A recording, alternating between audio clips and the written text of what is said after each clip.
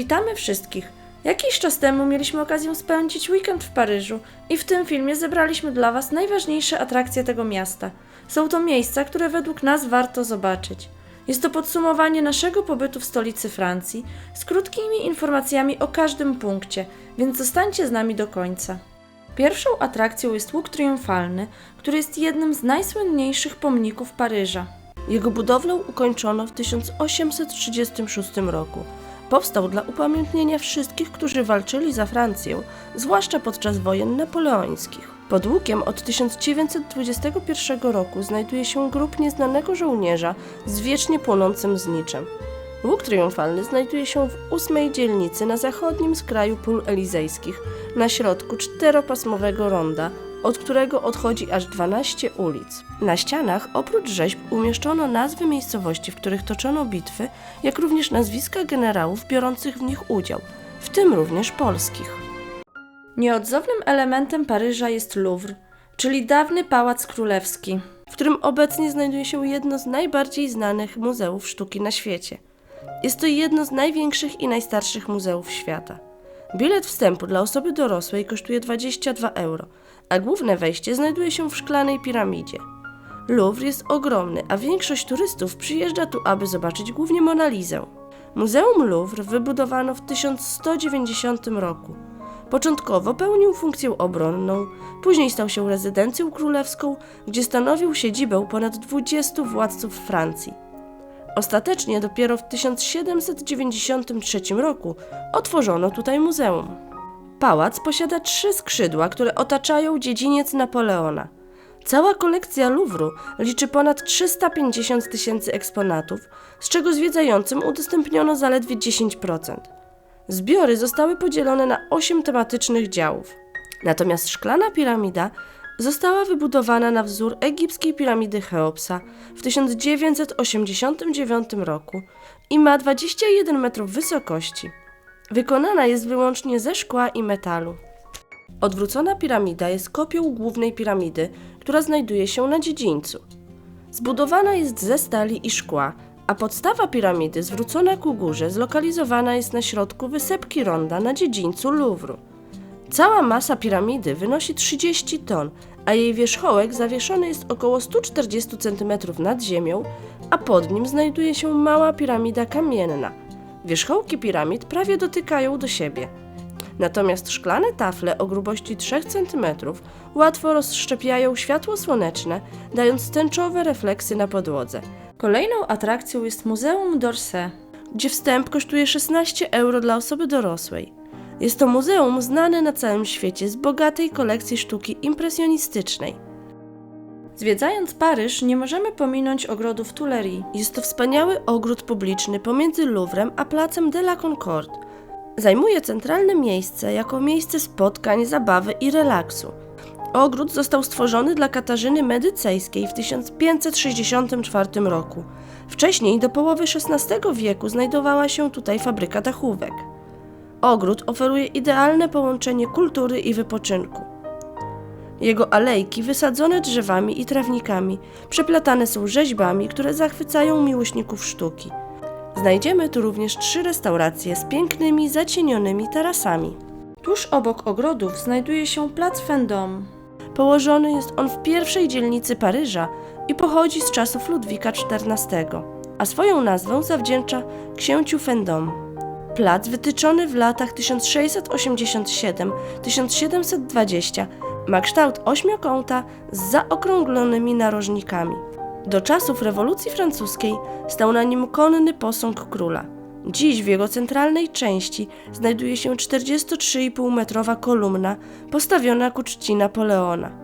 Trzon kolumny wykonany jest z brązu, a na jej szczycie znajduje się statua Napoleona w stroju cesarza. Natomiast wszystkie fasady domów są identyczne, a plac stał się symbolem ducha i stylu paryskiego. To tutaj Napoleon poślubił Józefinę, a w jednej z kamienic w 1849 roku zmarł Fryderyk Chopin.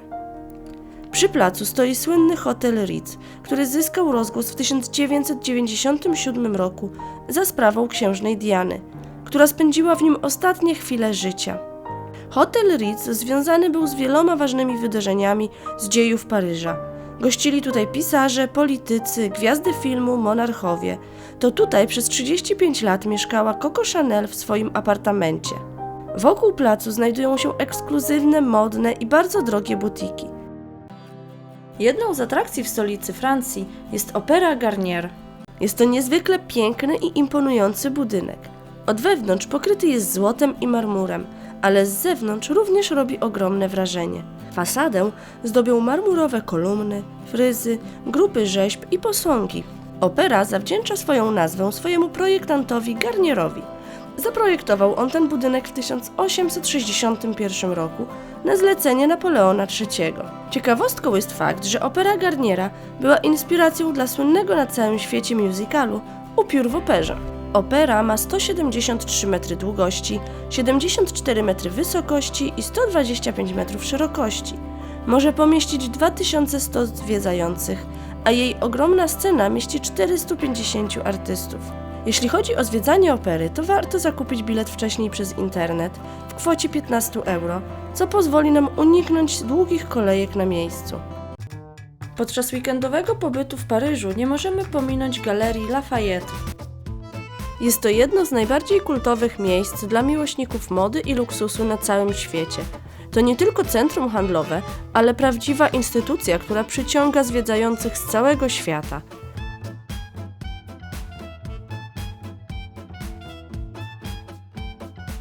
Na dachu galerii znajduje się bezpłatny punkt widokowy, który zapewnia wspaniałe widoki na panoramę miasta.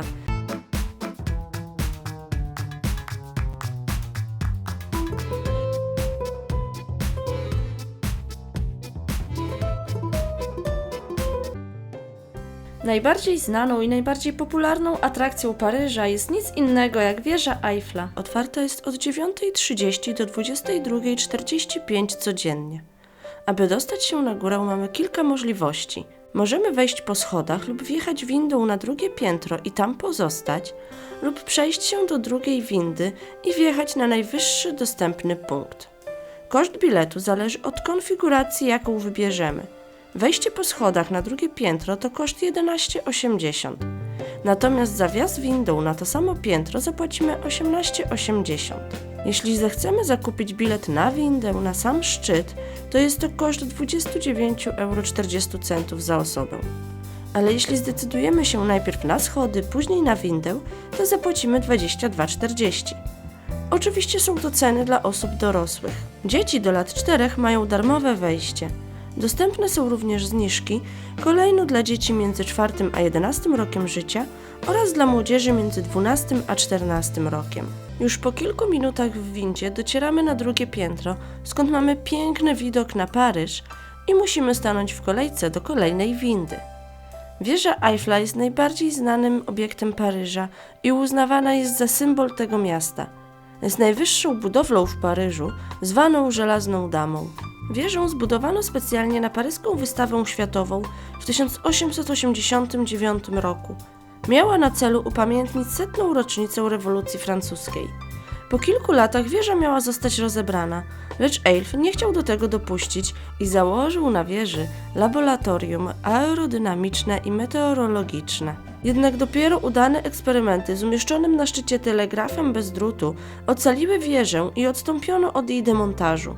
Natomiast w czasie I wojny światowej stała się obiektem militarnym i zapewniła Paryżowi łączność z posterunkami na granicy z Niemcami, zaś aktualnie jest to największa atrakcja turystyczna Paryża.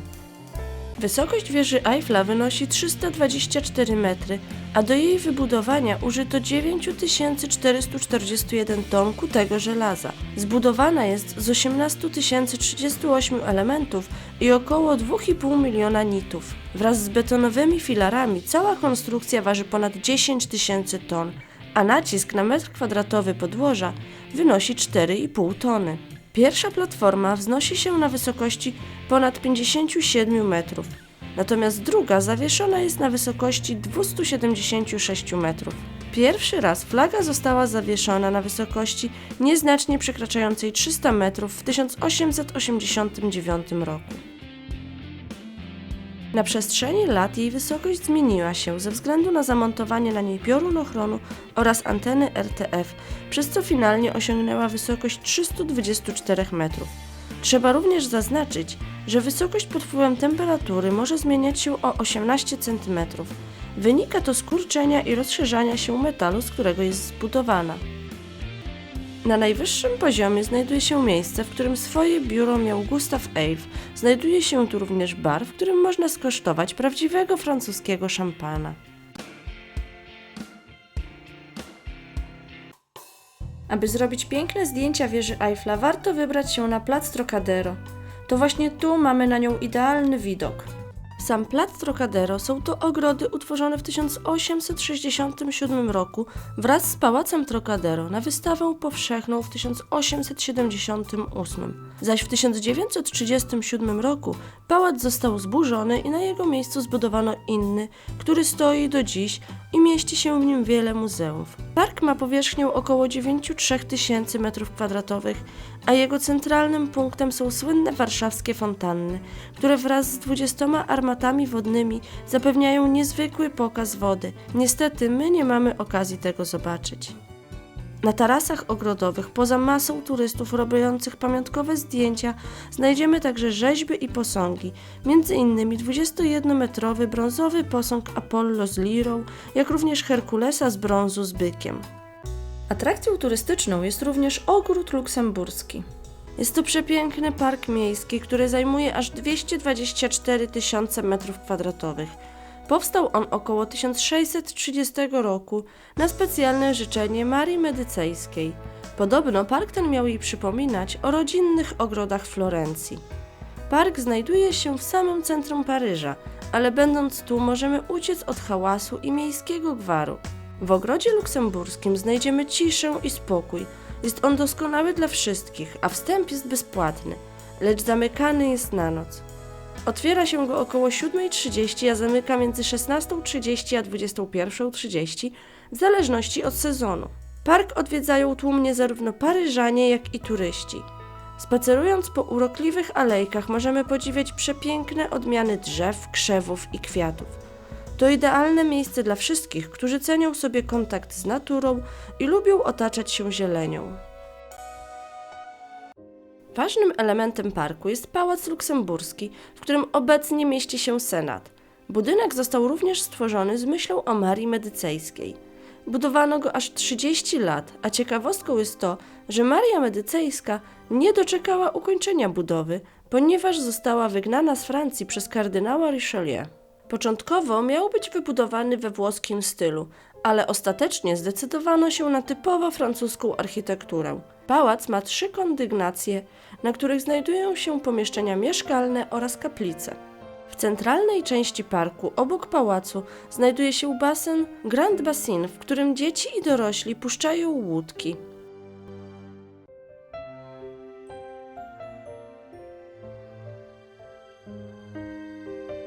Spacerując po parku nie możemy ominąć romantycznej fontanny Medyceuszy, otoczonej pełnymi zieleni krzewami.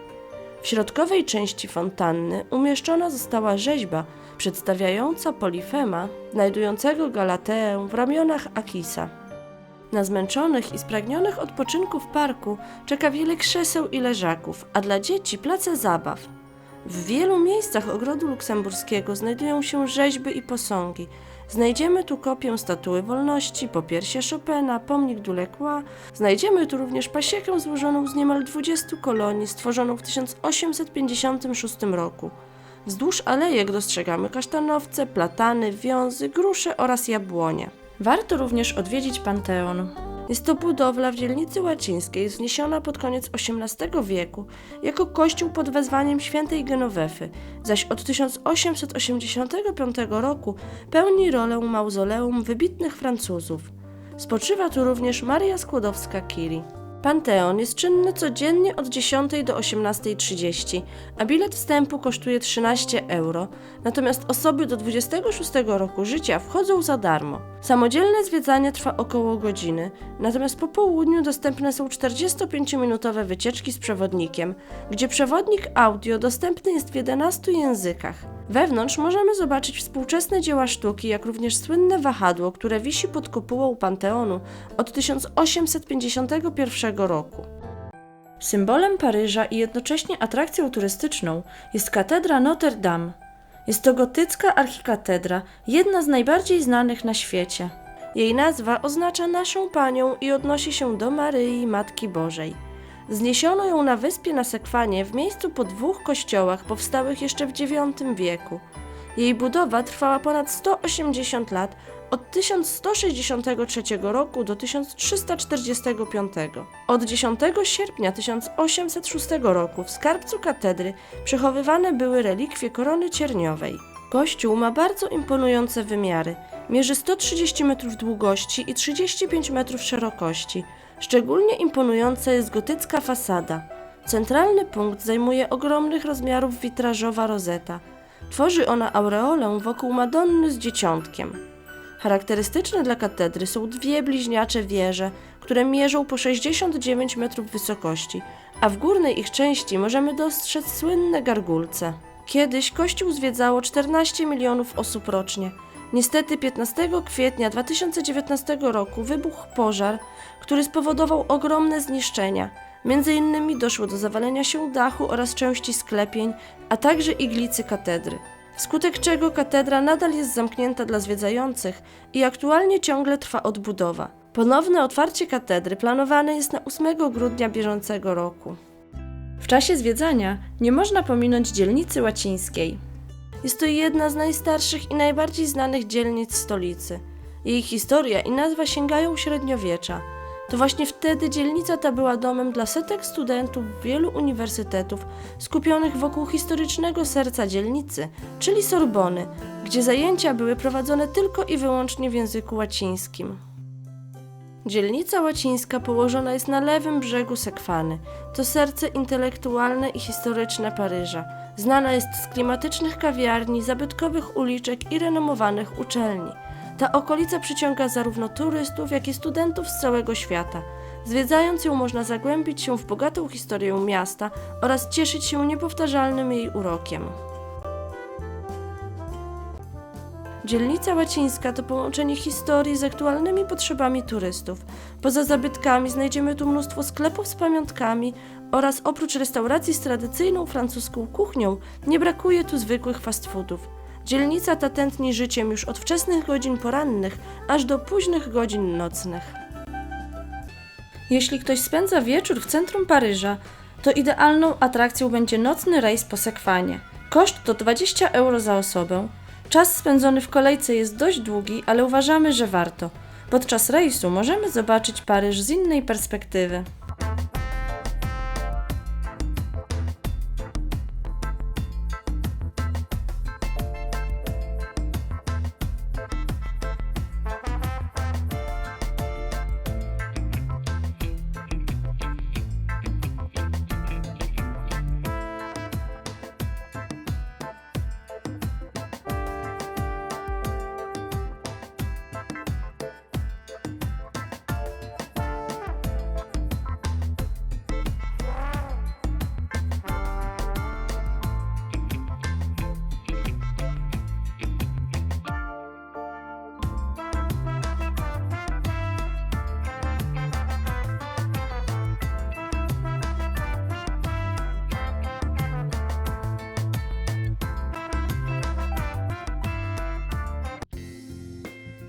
Jedną z bardziej popularnych dzielnic w Paryżu, której nie możemy pominąć, jest Montmartre.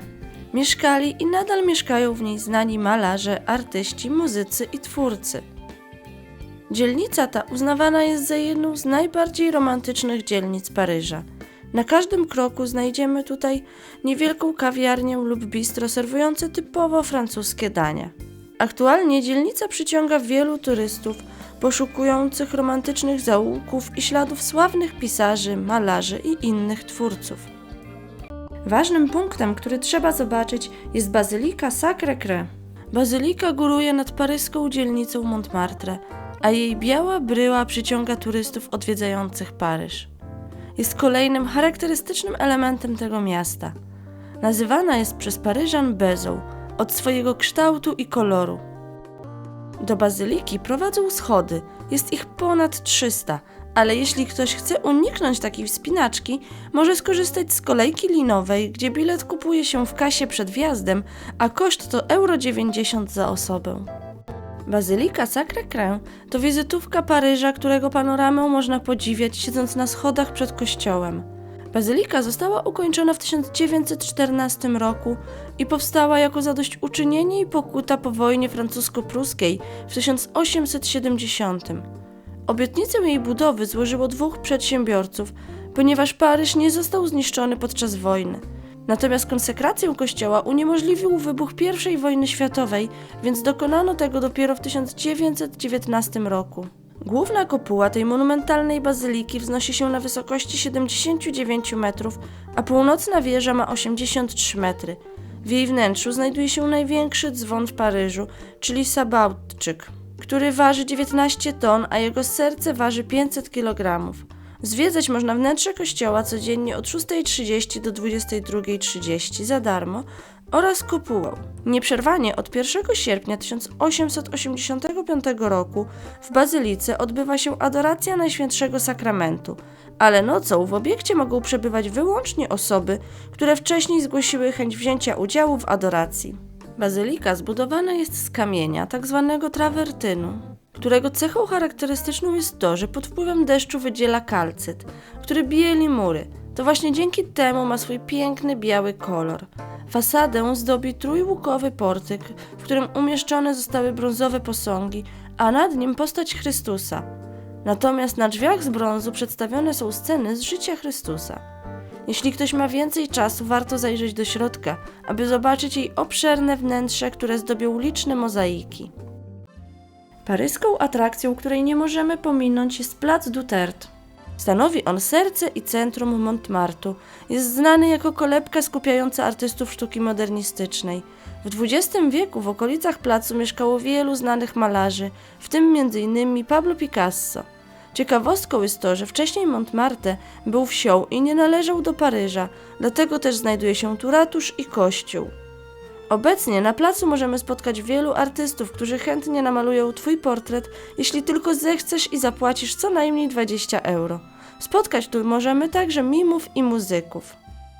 Niedaleko znajduje się słynna restauracja La Bonne Fonquette. Jest to restauracja mieszcząca się w XVI-wiecznym domu w sercu starego Montmartre. Wciela ona w życie tradycję tej dzielnicy pełną pogody ducha, serdeczności, gościnności artystów, winiarzy oraz miłośników dobrego wina i dobrego jedzenia. Wszystko zgodnie ze swoim mottem: kochaj, jedz, pij i śpiewaj. Jej aktualna nazwa została nadana w 1925 roku, a sama restauracja oferuje proste, tradycyjne dania skomponowane z oznakowanych lokalnych francuskich produktów, wyselekcjonowanych ze względu na niezmienną jakość. Specjalnością lokalu jest farsz wołowy z marchewką i miodem. To właśnie dzięki tej restauracji goście mogą przenieść się w czasie i ujrzeć dawne wiejskie oblicze Montmartre. Zaś tuż obok niej znajduje się Galeria Sztuki Ceramicznej oraz sklep. Jeśli ktoś szuka lokalnego rzemiosła, dekoracji do domu lub innych ceramicznych atrybutów, to jest to idealne miejsce. Symbolem Montmartre jest pomnik człowieka przechodzącego przez ścianę. Pomnik ten jest hołdem dla słynnego dzieła literatury francuskiej z 1943 roku o tym samym tytule, który uwiecznia tragiczny finał powieści, w którym człowiek z umiejętnością przechodzenia przez ściany zostaje zatrzymany w połowie przejścia przez jedną z nich i tak już zostaje uwięziony na wieki. Sama rzeźba wykonana została z brązu w 1989 roku i osadzona jest w kamiennej ścianie i wygląda to tak, jakby mężczyzna utknął w połowie kroku przechodząc przez nią. Postać z posągu jako bohater powieści przypadkiem odkrył, że ma dar przechodzenia przez ściany i zaczął wykorzystywać tą umiejętność do popełniania przestępstw i romansowania. Właśnie podczas powrotu z jednej z wizyt u swojej kochanki traci swoją moc i zostaje unieruchomiony w murze. Wyciągnięta ręka posągu ma zdecydowanie inny kolor. Jest to zasługą licznie przybywających tu turystów, pozujących do zdjęć. W Montmartre znajduje się jedyny działający wiatrak. Kiedyś znajdowało się tu ponad 20 młynów, do dziś zostały tylko 2. Jeden z nich to młyn de la Galette. Młyn znajduje się na prywatnej posesji i nie jest dostępny dla zwiedzających. Kiedyś znajdował się w nim kabaret, a dziś w dolnej części pod nim jest restauracja, w której możemy napić się dobrej kawy. Wśród wąskich uliczek znajdziemy również dom Picassa i kilkunastu innych znanych artystów. To właśnie w tym domu Pablo Picasso stał się sławny, malując swój pierwszy obraz w nowym dla całego świata stylu. Miejsce to nazywane jest statkiem, ponieważ znajdujące się w nim łóżka są tak rozłożone jak w kabinie żeglarzy, dzięki czemu mieszkanie można było wynająć za mniejsze pieniądze. Znajdziemy tu także kościół świętego Jana. Wybudowano go w XX wieku w stylu secesyjnym. Jest to kościół rzymskokatolicki położony w pobliżu jednej z najstarszych stacji metra, Abbes. Wiele stacji paryskiego metra ma piękne, fantazyjne kształty i zdobienia. Najbardziej oryginalne są te w stylistyce secesyjnej. W Paryżu jest ich kilkanaście, a to jest chyba najsłynniejsze. Atrakcją, która przyciąga wielu turystów, jest ściana pełna miłości. Wiadomo, że dzielnica Montmartre jest uznawana za najbardziej romantyczną część Paryża, więc to nic dziwnego, że właśnie tu w 2000 roku powstał mur, na którym w ponad 200 językach napisano słowo „kocham cię”. Niewielki park przed murem jest idealnym miejscem, by wyznać sobie miłość. Najbardziej znanym na całym świecie miejscem, które obowiązkowo trzeba zobaczyć podczas zwiedzania Montmartre, jest Moulin Rouge. Jest to słynny czerwony wiatrak, w którym od końca XIX wieku do dziś kobiety tańczą kankana, a szampan leje się jak woda. Bilety do Moulin Rouge najlepiej kupić z wyprzedzeniem. Ze względu na dużą popularność kabaretu może ich zabraknąć w kasie. Czerwony wiatrak został otwarty w 1889 roku. Lokalizacja i czas powstania paryskiego kabaretu nie był przypadkowy. Powstał w czasach, kiedy to w zachodniej Europie królowała radość życia i chęć do zabawy oraz był to czas wystawy światowej w Paryżu. Moulin Rouge bardzo szybko stał się najpopularniejszym miejscem w dzielnicy. Cały czas się rozwijał, od prostych kabaretowych przedstawień po rewiowe występy łączące elementy tańca i burleski. Moulin Rouge otwarty jest codziennie, gdzie każdego dnia odbywają się 3 przedstawienia o godzinie 19, 21 i 23. Natomiast ceny zmieniają się w zależności od daty i wybranej oferty. Czyli mamy tutaj do wyboru albo samo przedstawienie, albo przedstawienie z kolacją z różnym typem menu. I koszt waha się od 92 euro do 420. Muzeum Perfum jest to prywatne francuskie muzeum założone w 1983 roku, zlokalizowane niedaleko Opery Garnier. Na wejściu dostajemy naklejkę, która umożliwia nam zakupy w niższej cenie.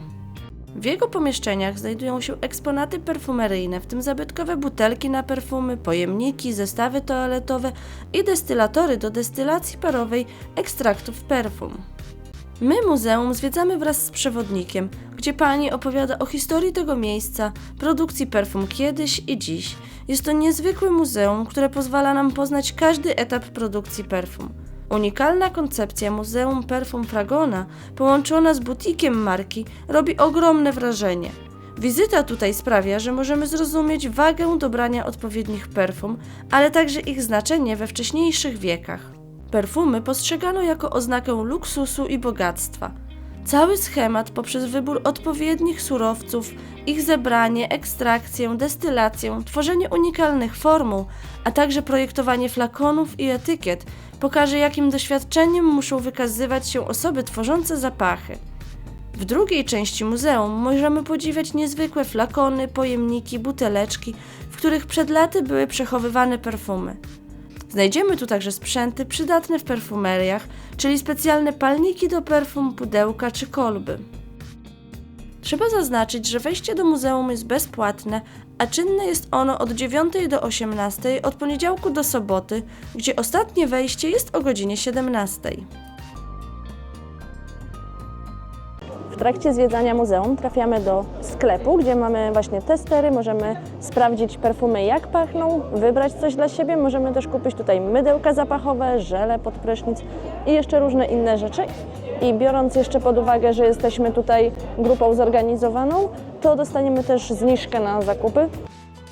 To już wszystko, co dla Was przygotowaliśmy. Według nas Paryż jest miejscem, które warto odwiedzić, mimo ogromnej ilości turystów i długich kolejek. Stolica Francji ma wiele do zaoferowania, a my mamy nadzieję, że ten film pomoże Wam w organizacji pobytu w tym mieście. Zachęcamy również wszystkich do zostawienia łapki w górę i komentarza. Do zobaczenia!